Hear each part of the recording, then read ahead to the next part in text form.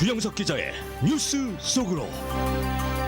뉴스 속으로는 예방과 치료의학도 최고, 리퍼도 최고, 시니어 어르신들에게 서울메디칼그룹이 최고, 서울메디칼그룹 제공입니다. 어제 늦은 밤까지 계속된 협상 결과 대규모 경기 부양안에 대한 합의가 이루어진 것으로 알려지고 있습니다. 이에 따라 오늘 중에는 경기 부양안이 처리될 것으로 보이는데요. 주영석 기자. 네, 안녕하십니까. 이 우여곡절 끝에 경기 부양안에 대한 합의가 이루어진 것 같네요. 네, 거의 이루어진 것 같습니다. 연방상원에서 민주당과 공화당이 팽팽히 맞서면서 지난 20일 일요일 또 어제 23일 월요일 이틀 연속으로 경기 부양안 통과 투표까지 했지만 성공하지 못했습니다. 민주당이 똘똘 뭉쳐 반대해서 단 한 표의 이탈표도 없었고요. 공화당에서는 랜드폴 상원의원이 확진 판정받았고 이 랜드폴 상원의원과 접촉을 했던 밋 롬니 등 일부 상원의원들이 또 자가격리에 들어갔기 때문에 네. 랜드폴, 밋 롬니 이 몇몇 의원들이 투표에 빠졌고요. 그래서 공화당은 표결에 필요한 표수를 얻을 수가 없었습니다.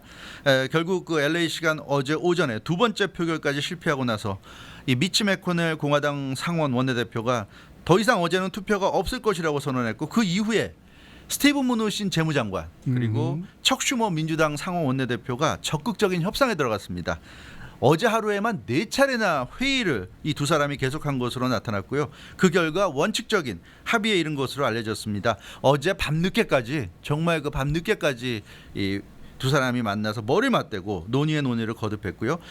오늘 굉장히 낙관적인 분위기가 된 게 사실 민주당에서 가장 강경파라고 할 수 있고 트럼프 대통령과 가장 사이가 안 좋은 이 낸시 펠로시 연방하원의장이 오늘 아침 경제 전문 방송 CNBC와 인터뷰했는데 Real Optimistic 매우 아주 희망적이다. 낙관적이다 이런 얘기를 낸시 펠로시 하원의장이 했어요. 그러면서 앞으로 수시간 내에 합의에 도달할 수 있을 것으로 생각된다고 언급해서 낸시 펠로시 하원의장이 이 정도 언급하는 걸 보면 딜은 다 끝난 것 같습니다. 실제로 스티븐 무누신 재무장관이 동부시간 오늘 오전 9시에 그러니까 LA 시간 오늘 아침 6시에 캐피탈 힐에 도착해서 척 슈머 대표와 협상에 돌입해서 아마 최종 타결을 지은 것 같고요. 아직 공식 어나운스만 안 나왔지 타결 지은 것 같고 또 척 슈머 대표가 조금 전에 이제 그 발언을 했는데 아주 생산적인 그런 네. 대화였고 이 긴급한 상황에서 딜이 안 될 이유가 없다 이런 얘기까지 하는 거 보면 딜은 아마 된 것 같습니다. 이 넌딜을 기다리시는 분들이 정말 많이 계셨을 텐데 당초에 그 민주당과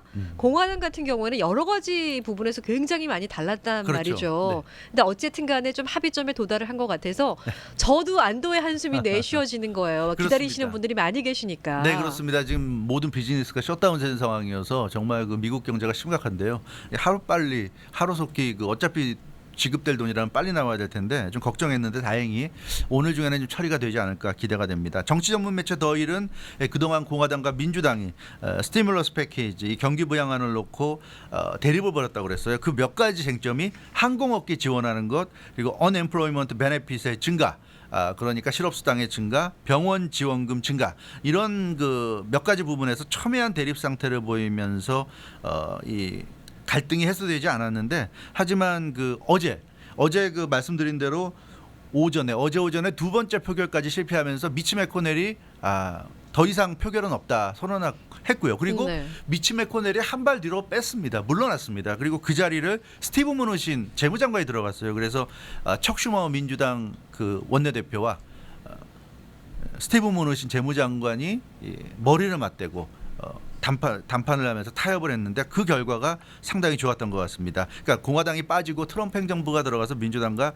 단독으로 이렇게 대화를 하면서 협상이 이루어졌고 그래서 이 척 슈머 민주당 상원 원내대표는 오늘 그 기자들과 만나서 스티븐 무누신 재무장관이 자기 그 캐피탈 힐에 있는 사무실에 찾아가서 계속 협상했고 매우 좋은 논의를 이어갔고 입장차가 컸던 일부 이슈들에 대해서 상당한 정도로 합의점을 이끌어냈다 이렇게 얘기해서 이제 어나운스먼트만 남았다 이렇게 보여집니다. 네, 근데 사실 이번에 사태가 너무 급박하니까 민주당으로서도 너무나 반대 입장만 목소리를 높였다가는 역효과를 얻을 수 있는 그런 상황 아니겠습니까? 지금 누구든지 급한데 그렇죠. 당장 무슨 어떤 좀 이 조치가 좀 필요한 그런 상황인데 자꾸 뭔가 이렇게 트집을 잡고 그러면은 좋을 거 없죠. 네, 그렇죠. 네.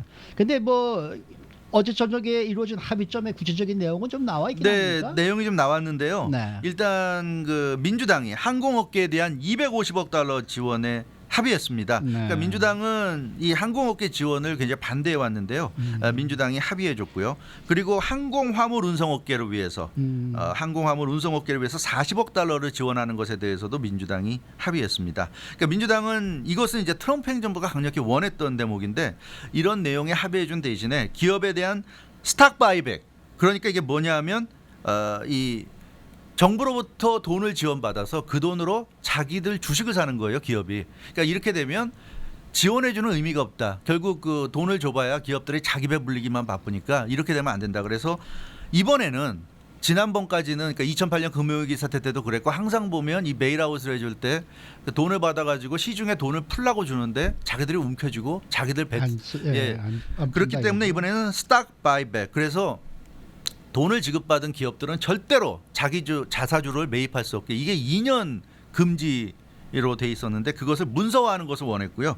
스티븐 무너신 재무장관이 자사주 매입 제한을 합의안에 넣기로 했습니다. 그래서 그걸 문서화하는데 동의하면서 결국 민주당이 항공업계라든가 항공화물 운송업계에 대한 지원을 인정해줬고요. 그리고 또 하나, 그 민주당은 경영진 소득이 더 늘어나는 것도 있어서는 안 된다. 이것도 역시 합의안에 명문화해야 된다. 그러니까 그 경영진이 돈을 받으면 경영진이 뭐 한 1년에 스탁 옵션 등을 해가지고 얼마를 번다는 게 돼 있는데 뭐 경제가 안 좋아지면 그게 내려갈 수 있잖아요. 근데 그런 부분을 또 정부로부터 지원받으면 경영진이 버는 그 수익부터 채워주기 때문에 그것도 안 된다는 얘기예요. 예, 컴pen세이션도 안 된다는 얘기입니다. 이것도 명문화해란 얘기예요. 납세자들로부터 나온 수십억 달러를 지원받는 기업들이 경영진 수익을 늘리는 것은 절대 용납할 수 없다. 그래서 요거까지 아마 스티븐 무누신 재무장관이 합의를 해준 것 같습니다. 그래서 이 합의가 이루어졌고요. 공화당은 재무부에 대한 5천억 달러 지원을 이제 얻어냈는데 4조 달러에 달하는 유동성 공급을 위한 시드머니가 될 전망이어서 결국 뭐 민주당과 공화당이 서로가 만족할 만한 그런 합의를 이뤄내지 않았나 이런 생각이 네. 듭니다. 네. 지금 말씀해주신 거는 뭐 민주당이 비록 좀 제한하는 네. 내용을 넣긴 했지만 애초에 공화당이 원하는 쪽으로 지금 이야기가 흘러간 거란 말이죠. 네, 그렇죠. 그럼 민주당 측에서도 원하는 게 분명히 있었는데 네, 그런 그렇죠. 것들은 어떤 게 포함된 네, 거예요? 민주당이 원한 것은 이제 unemployment benefit, 그러니까 그 실업수당을 늘리는 건데 기존에 3개월입니다. 실업수당을 받는 게 지금 4개월로 한 달을 더 이제 늘리는데 그러니까 합의가 됐습니다. 그래서 민주당이 원하는 대로 unemployment benefit이 더 늘어나게 됐고요. 그 병원에 대한 펀드, 이번에 코로나19 사태를 겪으면서 이 병원에 대한 그 지원이 시급하다는 걸 느꼈고, 사실은 유럽이 이렇게 무너지는 게, 선진국이라는 유럽이 이렇게 추풍낙엽처럼 무너지는 가장 큰 이유가 2008년 금융위기 사태 이후에 그때 사실 뭐라고 그랬습니까? 그리스에서 뭐 복지 때문에 이렇게 됐다.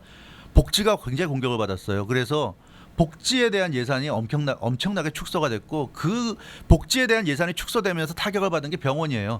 병원에 대한 예산이 줄어들었고 의사들의 뭐 수당이 줄어들고 이러면서 의사들도 줄어들고 병원 시설도 안 좋아지고 그 여파가 지금 직격탄을 맞은 겁니다. 그래서 네. 반성을 하게 된 거죠. 그래서 다시 병원에 대한 지원을 늘려야 되겠다. 복지를 이렇게 줄인다는 게 엄청난 이 결과로 이어질 수 있다는 걸 이번에 유럽이나 미국이 배웠습니다. 그래서 복지를 공격하는 걸 이번에 좀 중단을 한 것 같습니다. 그래서 병원에 대한 펀드를 1,000억 달러 확보해서 이 민주당 같은 경우 공화당과 첫 협상에서 언급됐던 금액보다 250억 달러를 더 늘릴 수가 있었습니다. 처음에 750억 달러였는데 250억 달러 더 늘어난 1,000억 달러 병원에 대한 펀드를 확보했고요.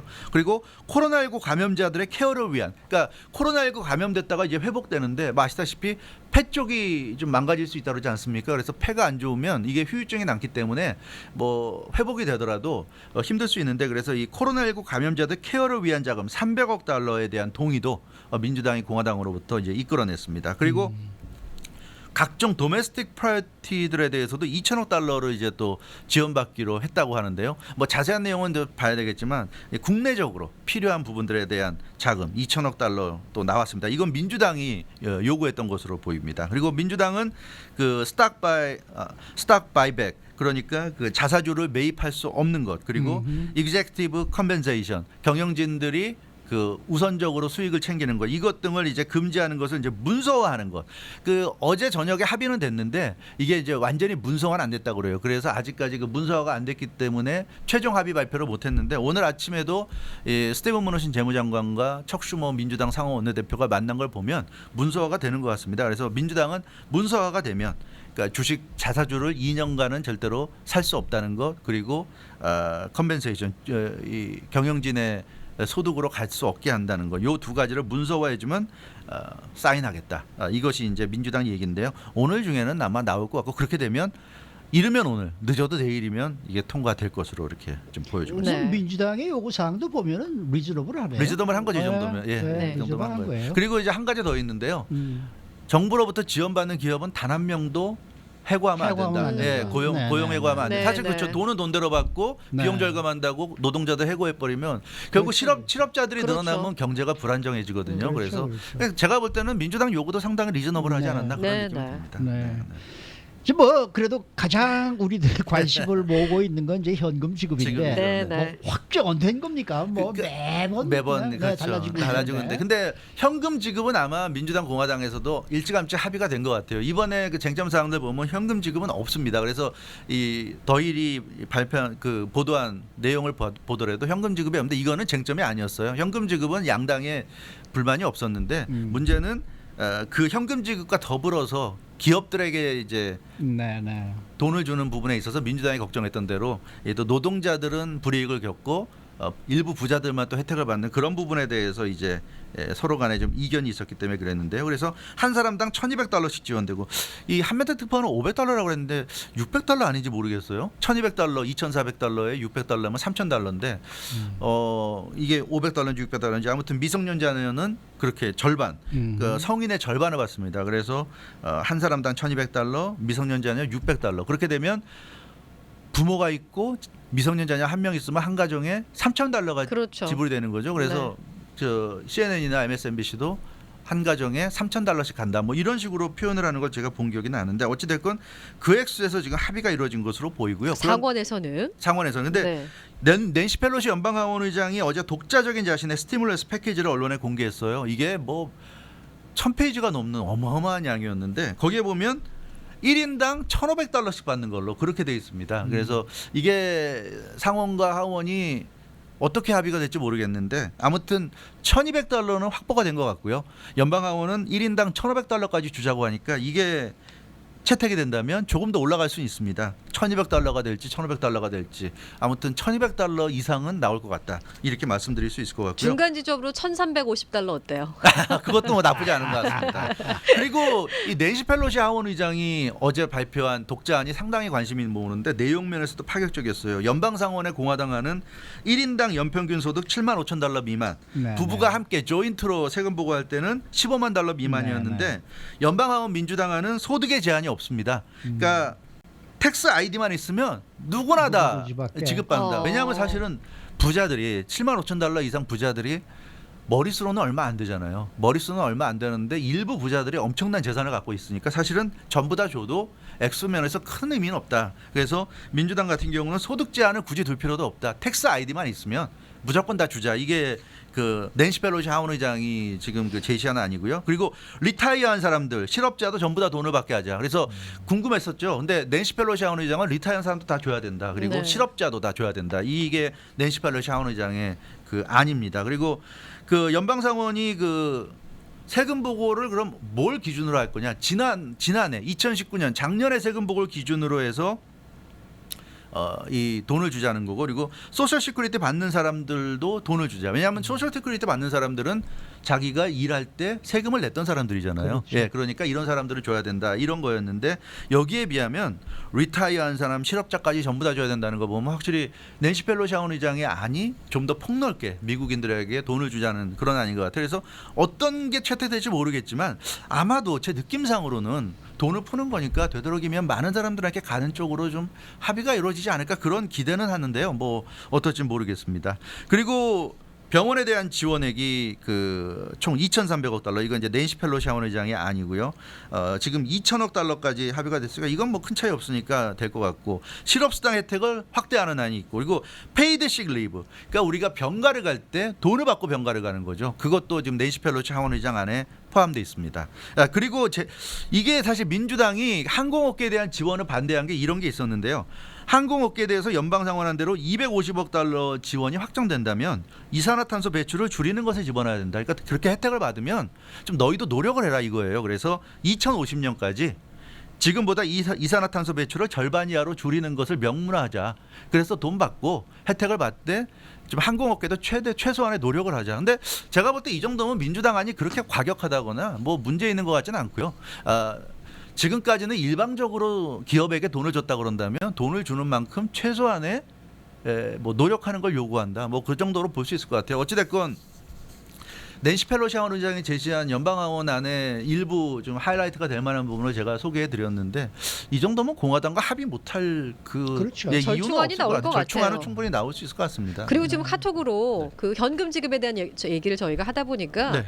미성년인데 네. 대학생 자녀를 여쭤보시는 분이 계세요. 그 자녀들에게도 당연하죠. 현금 지급이 아니 근데 되는 대학생이어도 건가요? 그 네, 사람이 네. 직업이 없고 네. 부모가 그 사람을 부양한다면 네. 당연히 그건 되는 거죠. 18살 이하가 미성년자인데요. 그렇죠. 네, 네, 네. 18살 이하의 자녀들을 가진 분들은 다 받을 수가 있는 거죠. 네. 네. 뭐 네. 예를 들어서 그 자녀가 아르바이트 정도 할 수도 있겠지만 아하. 그거야 뭐 용돈 버는 거고요. 네. 기본적인 생활은 부모가 없으면 힘드니까 그렇죠. 그건 당연히 디펜던트가 되니까요. 네. 그건 근데 받을 이제 것 같아요. 20세 이상이 되더라도 예 지금 성인은 18살이에요. 미국의 법적 성인은. 아하. 여기서 여쭤본 분이 계셔서요. 네, 네. 20세 이상인데 대학생이라고 하는데 그 자녀도 혜택을 받을 수 있는지를 물어본 분이 계세요. 그 대학생이 그러니까 성인으로 생각을 해서 네. 세금 보고를 안 했다는 얘기인가요?